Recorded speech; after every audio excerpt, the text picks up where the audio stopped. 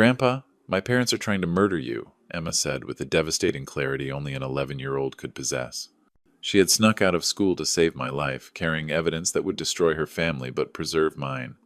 I have pictures of Mom switching your heart pills with fake ones. I heard them planning your medical retirement. They want you dead so they can sell Hayes Pharmaceuticals to Meridian Corporation. As my granddaughter spread photographs and screenshots across my mahogany desk, I realized that every morning for 3 weeks, I had been taking my own death sentence, carefully administered by the daughter-in-law I trusted, and the son I had raised with love. Before we dive into how an 11-year-old girl became the hero who exposed this deadly family conspiracy, I need to know, have you ever suspected someone close to you was hiding something dangerous? Drop a comment below and let me know what you would do if your own family member was slowly poisoning you. This story will shock you to your core. The morning sunlight streaming through my Beacon Hill mansion windows felt different as Emma stood before me in my study, her bright eyes filled with terror no child should carry. She wore her favorite purple pajamas, but there was nothing childlike about what she was revealing. "Show me again, sweetheart," I said, setting down my coffee with unsteady hands. Emma placed both bottles on my mahogany desk. The first held my familiar pale blue metoprolol tablets. The second, identical, except for contents, contained small white pills that looked nothing like my heart medication. "I saw Mom switching them yesterday morning," Emma whispered. "She thought I was asleep, but I heard her in your room. She poured your real medicine into this bag and put these white ones in your bottle instead." She pulled out a plastic bag filled with my actual blue pills. The room spun. David, my son, who had organized my tools as a teenager. Jennifer, my daughter-in-law, a licensed pharmacist who had sworn to do no harm. They were systematically poisoning me. "How long have you known?" I asked. "A few weeks. You got sick right after Dad's big fight with you at the office. Mom kept making special meals to help you feel better, but you only got worse." Everything clicked. The mysterious chest pains 3 weeks ago, the overwhelming fatigue, the dizziness that had me gripping furniture, Jennifer's constant hovering with my morning medication, documenting my decline while orchestrating it. "Emma, you did exactly the right thing," I said, taking her hands. "You are the bravest, smartest girl I know." Tears rolled down her cheeks. "I was so scared, Grandpa. I didn't want them to hurt you." "They won't hurt you," I promised, rage building in my chest. "I'm going to make sure you're safe." I grabbed my phone with trembling fingers. 911, what's your emergency?" "Dr. William Hayes, 1247 Beacon Street, Boston. My son and daughter-in-law have been poisoning me. I have evidence. I need police immediately." Sirens wailed in the distance, growing closer. Emma moved beside me, and I wrapped my arm around her shoulders. "Are you in immediate danger, sir?" "Not anymore," I said, looking at my granddaughter who had risked everything to save my life. "Not anymore." But as the sirens grew louder, my mind raced backward to 3 weeks ago when everything seemed normal. 3 weeks ago when I had trusted my family completely. 3 weeks ago when I made the decision that set this nightmare in motion. 3 weeks earlier, the Hayes Pharmaceuticals boardroom crackled with tension as David burst through the doors without knocking. His expensive suit was wrinkled, papers clutched in his fist like weapons. "Dad, we need to talk. Now." My 42-year-old son stood before the mahogany table where I sat reviewing quarterly reports with our board members. "Good morning, David," I said calmly, though his aggressive entrance had everyone on edge. "We're reviewing third-quarter projections." "Forget the projections." David slammed a thick contract onto the table, scattering my documents. Meridian Pharmaceuticals offered $2.8 billion for complete acquisition. The room fell silent. I removed my reading glasses slowly, a gesture that had served me through 30 years of negotiations. "You brought this here without consulting me first because you've been stalling every expansion opportunity for 2 years. David paced behind the chairs, hands clenched. "While you're protecting employees like family, our competitors are maximizing returns." Jennifer, sitting quietly as Chief Quality Officer, finally spoke. "William, this offer represents financial security for everyone." I studied my daughter-in-law's face. Something desperate flickered in her eyes. "David, this company isn't just about profit margins. We're developing breakthrough Alzheimer's treatments that could help millions. Research bleeding $12 million with no FDA guarantee," David shot back. "Meridian wants profitable generic drugs, not your charity projects." "Absolutely not." I stood, my full height still impressive at 68. We don't abandon people who need help for quarterly earnings. David stopped pacing and leaned across the table, face flushed. You're living in the past, Dad. This is about survival in a competitive market.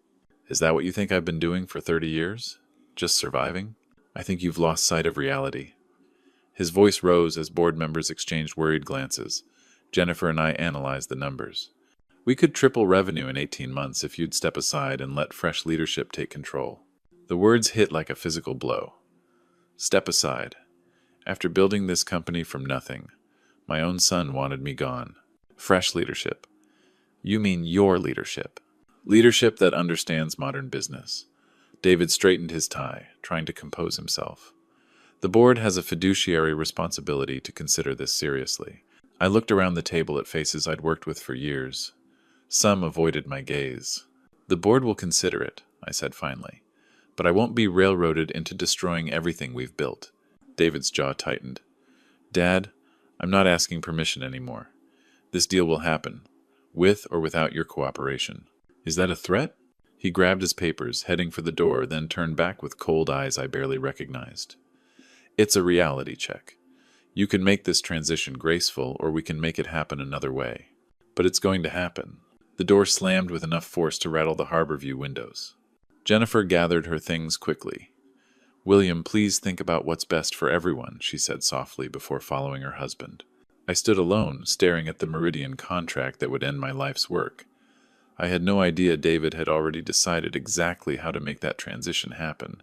That same evening, David paced the hardwood floors of his Back Bay apartment like a caged animal, his tie discarded and shirt sleeves rolled up. Jennifer sat curled on their leather sofa, a glass of wine trembling in her hands as she watched her husband's mounting desperation. 60 days, David muttered, running his fingers through his hair. Meridian gave us 60 days to close this deal, and the old man just threw it back in our faces. Maybe we can convince the board to override his decision, Jennifer suggested weakly, though they both knew William's influence ran too deep. David stopped pacing and turned to face her, his eyes wild with panic. You don't understand. I already told Meridian we could deliver. They're expecting signatures by month's end. If this falls through, I lose everything. Jennifer's wine glass clinked against her teeth as she took a shaky sip. What do you mean, everything? The $200 million commission I promised to split with certain board members. The advance payments I've already spent. The gambling debts you think I don't know about. The color drained from Jennifer's face. David, you didn't? $3 million, Jennifer. Underground casinos don't give extensions, and they don't accept apologies. David's voice dropped to a harsh whisper. How long did you think you could hide those trips to Atlantic City? Jennifer set down her wine with shaking hands. I was going to tell you, I have a plan to pay it back. With what money? Your pharmacist's salary? David laughed bitterly. We're both drowning, and Dad's the anchor pulling us under. They sat in silence for several minutes, the weight of their combined desperation filling the expensive apartment like toxic gas. Outside, Boston's evening traffic hummed 20 floors below, a reminder of the normal world they were no longer part of. What if he had a medical emergency? Jennifer said quietly, her nursing background making the words sound clinical rather than murderous. David looked up sharply. What kind of medical emergency? He's 68 with a heart condition. If his medication were adjusted, he could experience episodes that would force early retirement. Jennifer's voice grew steadier as she outlined the possibility. Heart palpitations, chest pain, fatigue. The board would insist he step down for health reasons. You're talking about poisoning him. I'm talking about accelerating natural aging processes. Jennifer stood and walked to the window, her reflection ghost-like in the glass. Small dosage modifications. Nothing immediately fatal, just incapacitating. David joined her at the window, and for a moment they both stared out at the city lights, each lost in their own dark calculations. How would it work? He asked finally. I replace his metoprolol with sugar pills. Without his heart medication, he'll experience increasing cardiac stress. I document his declining health as his concerned daughter-in-law.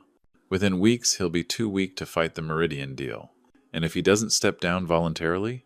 Jennifer turned from the window, her face set with grim determination. Then we increase the dosage until nature takes its course.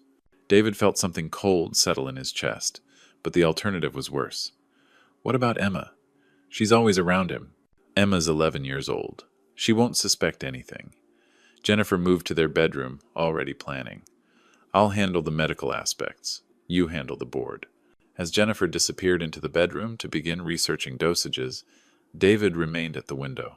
Somewhere across the city, his father was probably working late in his study, reviewing research that could save millions of lives. By tomorrow morning, that research would be worthless, and William Hayes would begin dying one pill at a time. David pulled out his phone and scrolled to his father's contact information. His thumb hovered over the call button for a long moment before he deleted the number entirely. Emma can never know what we're doing, he whispered to the empty room. The first chest pain hit on Tuesday morning, exactly 1 week after the boardroom confrontation. I was reviewing Alzheimer's research when sharp pressure gripped my chest like an invisible fist, stealing my breath and sending my coffee cup crashing to the floor. William? Jennifer appeared instantly as if she'd been waiting nearby. Are you all right? I gripped my desk, waiting for the pain to subside. Just chest discomfort. Probably stress from the Meridian situation. Let me check your vitals. Her fingers were cool and professional on my wrist. Heart rates elevated. Have you been taking your medication regularly? Every morning, same as always. I gestured toward the familiar orange pill bottle on my desk. Jennifer picked it up, shaking it gently. You're running low. I'll get your refill today. Her voice carried perfect concern, but something flickered in her eyes. These episodes can be cardiac stress warnings. The pain faded, leaving me oddly drained. I've never experienced anything like that. Stress manifests differently as we age, she said, heading for the door with my bottle. I'll be back within the hour. By Thursday, episodes were routine. Each morning after medication, waves of fatigue washed over me. Simple tasks suddenly required enormous effort. You look pale, Grandpa, Emma observed during her after-school visit, finding me napping in my study chair. Just tired, sweetheart. Growing old isn't for the weak. I managed to smile, though even that felt exhausting. Emma climbed onto my chair arm, her hand cool on my forehead. Mom says you have heart problems. Are you going to be okay? Your mother's taking excellent care of me, I assured her, the irony of those words haunting me later. She makes sure I take all my medications properly. Indeed, Jennifer had become my devoted caregiver, appearing with pills each morning and monitoring my condition. She kept detailed notes, asking probing questions about pain levels and energy.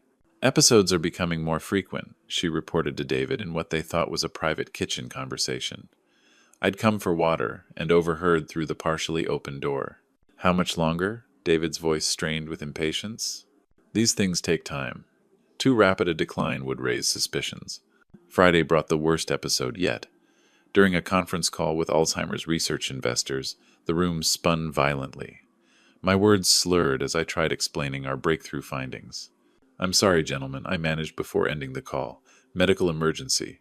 Jennifer found me slumped over my desk 20 minutes later, face gray with exhaustion, shirt soaked with sweat. William, this is serious, she said, helping me to the couch. I think your current medication isn't working effectively anymore. Maybe you're right, I whispered, too weak to argue. As Jennifer left to consult with my cardiologist, I stared at my study ceiling, wondering how my body had betrayed me so quickly. At 68, I'd always prided myself on excellent health and sharp mental acuity. Now, I could barely stay conscious through a business call. I had no idea my devoted daughter-in-law was systematically destroying my cardiovascular system, one fake pill at a time. Emma had always been observant, but by the second week of my illness, her 11-year-old mind began connecting troubling dots. She noticed patterns. I would be energetic when she arrived from school, but within an hour of taking my evening medication, I became sluggish and pale. Jennifer would hover nearby with her clipboard, documenting every symptom with clinical precision. Why does Grandpa only get sick after his pills? Emma asked her mother while they prepared dinner. Jennifer's hand paused while chopping vegetables. Medicine doesn't work instantly, sweetheart. Sometimes people feel worse before they feel better. Emma wasn't satisfied. The next day, she positioned herself in the hallway, pretending to read while observing my morning routine. Jennifer entered my room at exactly 7:30 with my pill bottle and water. Within minutes of my taking medication, Jennifer would start her timer. How are you feeling now, William? Jennifer asked every 15 minutes, making notes. Any chest tightness? Dizziness? Fatigue? Emma found it strange that Jennifer seemed to expect specific symptoms rather than hope for improvement. The breakthrough came Wednesday evening when Emma needed the bathroom near the kitchen. She heard her parents talking in hushed tones. "The episodes are becoming predictable," Jennifer was saying. "I'm documenting everything from medical retirement paperwork." "How much longer before the board forces him out?" David's voice carried excitement. "Another week, maybe 2. Once he's gone, we'll shut down unprofitable projects. Meridian only wants the profitable patents." Emma pressed against the wall, heart pounding. She didn't understand everything, but enough. Medical retirement. Her parents were doing something to hurt Grandpa involving his medication. That night, Emma stared at her ceiling, processing what she'd heard. Her parents, who tucked her in and helped with homework, were making Grandpa sick on purpose. The next morning, Emma watched more carefully as Jennifer prepared my medication. Instead of leaving for school, she hid in the hallway closet. At 7:25, Jennifer entered my bedroom carrying 2 pill bottles. Through the closet crack, Emma watched Jennifer open both bottles, pour pills into her palms, then switch them. The pills from the first bottle went into a plastic bag. Pills from the second bottle went into my prescription container. Emma's hands flew to her mouth. Her mother was switching Grandpa's real medicine with something else. After Jennifer left and I retreated to my study, Emma crept into my bedroom. The plastic bag was hidden under tissues in the wastebasket. With trembling fingers, she retrieved it and compared the contents to my prescription bottle. The bag contained pale blue pills, like my heart medication. The bottle held completely white pills that looked nothing like real medicine. Emma clutched the evidence, tears streaming. Her mother was poisoning Grandpa, and her father was helping. Who would believe an 11-year-old accusing her own parents of attempted murder? Emma made her decision. She had to save Grandpa herself. Emma's decision to investigate further came with the weight of an adult responsibility no child should carry. Over the next 3 days, she developed a plan with the methodical precision of a detective, using her after-school time to gather evidence. Her first breakthrough came on Friday morning. Emma pretended to have a stomachache, staying home from school while her parents went to work.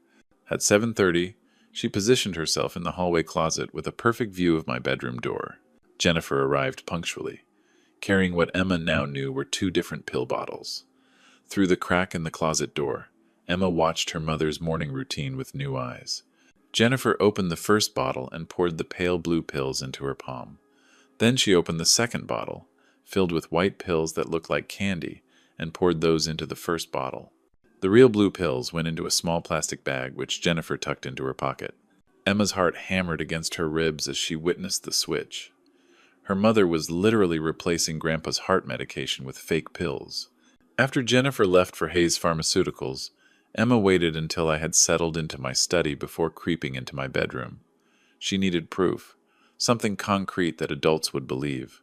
The medicine cabinet held several prescription bottles, but only mine showed signs of recent tampering. Emma carefully opened it and examined the white pills inside. They were perfectly round, completely white, with no markings or identification numbers like real medication should have. Using her phone, Emma searched for images of metoprolol online. The real pills were pale blue with specific markings and numbers. These white pills looked exactly like the sugar tablets her science teacher used for experiments. Emma's hands shook as she took photos of both the fake pills and the real metoprolol images from her phone. But she needed more evidence. She needed the real pills. That afternoon, Emma searched Jennifer's purse while her mother was in the shower. Hidden in a small zippered compartment, she found multiple plastic bags containing different colored pills. One bag held the familiar pale blue tablets that belonged in my prescription bottle. Emma carefully took several real pills from the bag, replacing them with tissues to maintain the same weight and bulk. Now she had both the fake pills from my bottle and the real pills Jennifer was hiding. The final piece of evidence came from an unexpected source. While researching heart medications on the family computer, Emma discovered Jennifer's browser history hadn't been cleared.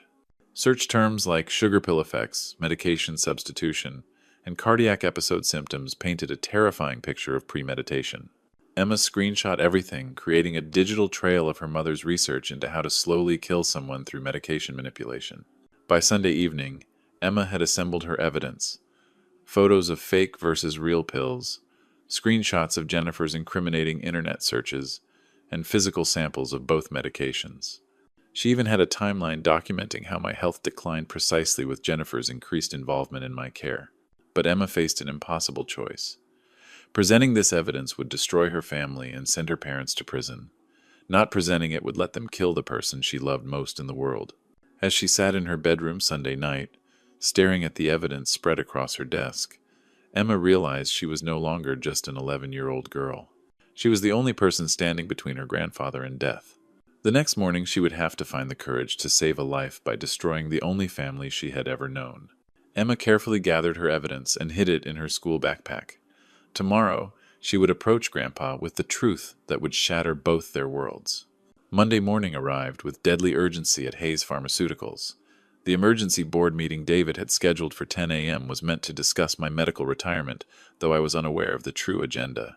"Dad, you look terrible," David said, finding me in my office at 8:30, struggling through quarterly reports amid waves of dizziness. "Maybe skip this meeting and rest." "I'm not missing a board meeting about my own company," I replied, though speaking required enormous effort. The weekend had brought my worst symptoms yet, and this morning I felt like I was drowning in my own body. David exchanged a meaningful look with Jennifer, who had arrived early to check my condition. She approached with her clipboard and a new concern. "William, your color is alarming," Jennifer said, pressing her hand to my forehead. "I think we need to increase your medication dosage. Your current prescription clearly isn't managing these cardiac episodes." She produced a new pill bottle from her purse containing larger white tablets. "I consulted your cardiologist over the weekend. He recommended doubling your morning dose for today's important meeting." Something flickered in Jennifer's eyes, an eagerness inappropriate for genuine medical concern. "Double the dose?" I questioned, my thoughts wrapped in cotton. "That seems aggressive." "Aggressive situations require aggressive treatment," David interjected. "The board expects you sharp today, Dad. This meeting determines our company's future." I looked at the pills in my palm, larger and whiter than usual. "These look different." "Extended release formula," Jennifer said smoothly. "Much more effective for sustained cardiac support during stress." As I raised the pills toward my mouth, a small voice interrupted from my doorway. "Grandpa, wait." Emma stood there in her school uniform, backpack clutched against her chest, young face pale but determined. She should have been in first period math, but instead was here, carrying the weight of the world on 11-year-old shoulders. "Emma, what are you doing here?" David's voice carried sharp irritation. "You should be in school." "I need to talk to Grandpa. Alone." Emma's voice was steady despite forming tears. "Sweetheart, Grandpa needs his medicine and meeting preparation," Jennifer said, moving closer with false maternal concern. "We can talk later." Emma's voice grew stronger. "It has to be now." She walked directly to my desk, setting down her backpack with deliberate purpose. "Grandpa, I have something very important to show you. Something about your medicine." David stepped forward aggressively. "Emma, you're being disruptive. Your grandfather is sick and needs—" "My grandfather is sick because of you," Emma said, her voice cracking as she opened her backpack. "Because of both of you." The room fell silent except for distant traffic 20 floors below.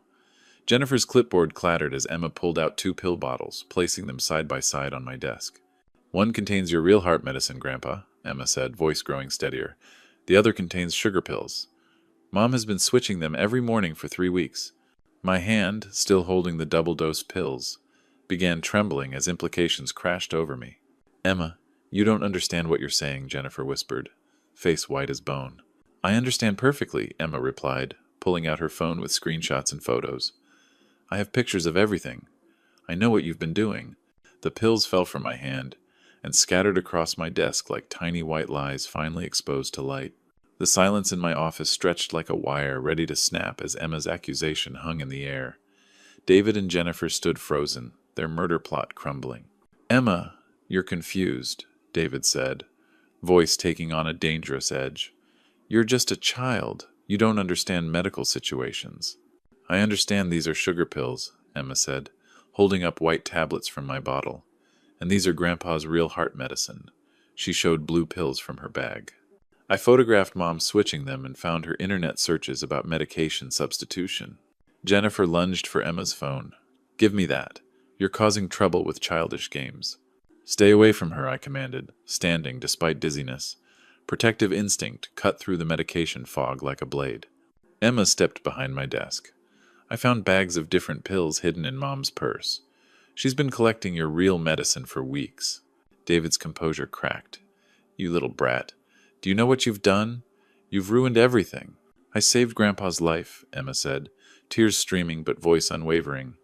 You were killing him. Jennifer's mask dissolved completely. He was supposed to die quietly. Heart failure at his age wouldn't raise questions. Now everything's ruined because of a nosy child. The casual murder admission hit like a physical blow. My own family had systematically poisoned me, documenting my decline, preparing to inherit everything. Why? I asked, though I already knew. The Meridian deal, David spat. 200 million commission plus sale price. But you were too stubborn, so you decided to murder me. We helped nature along, Jennifer said coldly. Your heart condition made it perfect.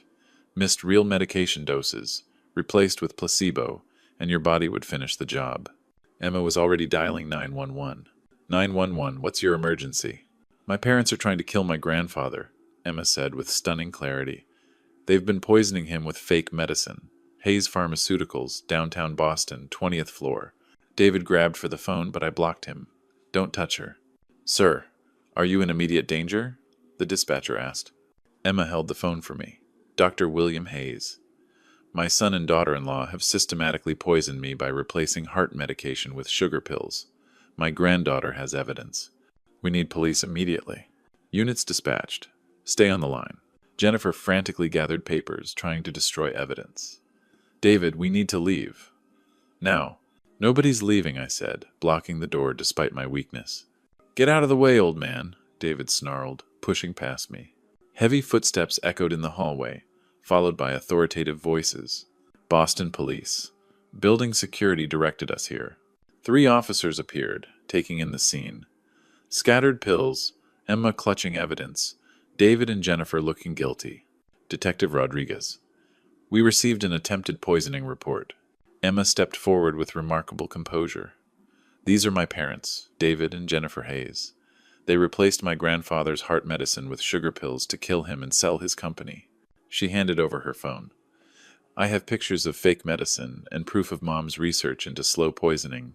Detective Rodriguez examined Emma's evidence while partners secured David and Jennifer. David Hayes? Jennifer Hayes? You're under arrest for attempted murder? You have the right to remain silent. As handcuffs clicked, David looked at me with pure hatred. You should have retired gracefully, Dad. And you should have been the son I raised, I replied. Jennifer's parting words cut deepest. That little girl destroyed our entire family. No, I said, pulling Emma close as we watched her parents escorted toward elevators. That little girl saved what was left of our family. The sirens that had started this flashback were now fading into Boston's morning traffic, taking away the people who had tried to kill me and leaving behind the one person who had risked everything to save my life. 6 months later, Emma and I climbed the Suffolk County Courthouse steps together. Her small hand gripped mine, but fear had been replaced by quiet strength that had saved my life. All rise for the Honorable Judge Patricia Williams, the bailiff announced as we entered the packed courtroom. David and Jennifer sat at the defendant's table in orange jumpsuits, gaunt from months in custody. The confident couple who tried murdering me for money now looked like common criminals. Has the jury reached a verdict? Judge Williams asked. We have, Your Honor, the foreman replied. On attempted murder charges, we find both defendants guilty. Emma squeezed my hand. Justice, finally. Judge Williams addressed the defendants with moral authority. David Hayes, Jennifer Hayes, you attempted to murder a family member for financial gain, using medical knowledge to slowly poison someone who trusted you completely. David's lawyer stood. Your Honor, my client requests to address the court and his father directly. Permission granted. David rose unsteadily, finding my eyes across the courtroom. Dad, I know what we did was wrong. I lost my way completely. The pressure, the debts. I'm asking for your forgiveness. The courtroom fell silent, waiting for my response. 6 months ago, I might have been tempted by family reconciliation, hoping love could overcome attempted murder. Not anymore. I stood slowly, my voice carrying clearly. David, you are no longer my son. Jennifer, you are no longer family. What you did wasn't a mistake. It was calculated murder for money. David's face crumpled. Dad, please. We're still family. Family doesn't poison family, I replied. You chose money over my life. You made Emma choose between her parents and her grandfather's survival. I looked at my granddaughter, dignified beyond her years. She chose correctly. I choose to honor that courage by cutting you from our lives completely. Judge Williams nodded approvingly. David Hayes, I sentence you to 15 years. Jennifer Hayes, as a medical professional who violated your oath, 18 years in state prison. As bailiffs led them away, David turned back. Dad, I love you. If you had loved me, I said quietly, you wouldn't have tried to kill me. Later that afternoon, Emma and I sat in my study where she had saved my life. Afternoon sun streamed through windows that no longer felt threatening. Are you sad about Mom and Dad? Emma asked from her leather chair. I'm sad about who they chose to become, I said honestly, but not sad about protecting us from them. Emma nodded with understanding beyond her 12 years. What happens now? Now we build something new together. I gestured to papers on my desk.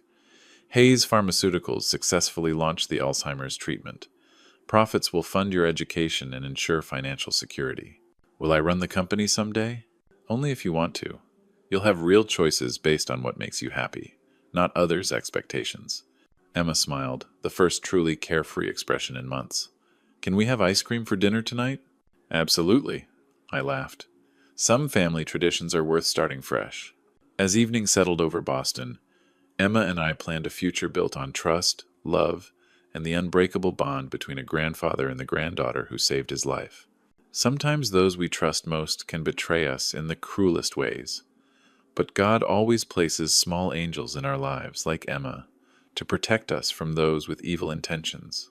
This family story of William and Emma proves that true love doesn't always come from blood relations, but from hearts willing to sacrifice for each other.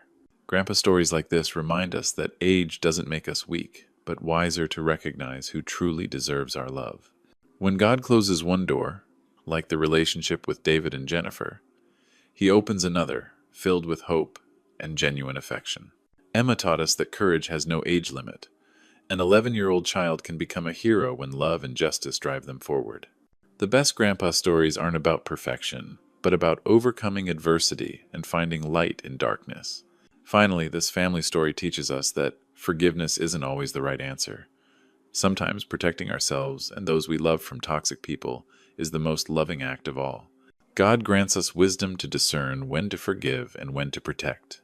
This Grandpa Stories collection shows us that real family bonds are forged through loyalty and sacrifice, not just genetics. True family story moments happen when someone risks everything to save another, just as Emma did for her grandfather. If this story touched your heart, please share your thoughts in the comments below. Have you ever experienced a similar situation? Don't forget to share this video with people you love so they can also learn from this meaningful lesson about what makes a true family story worth telling.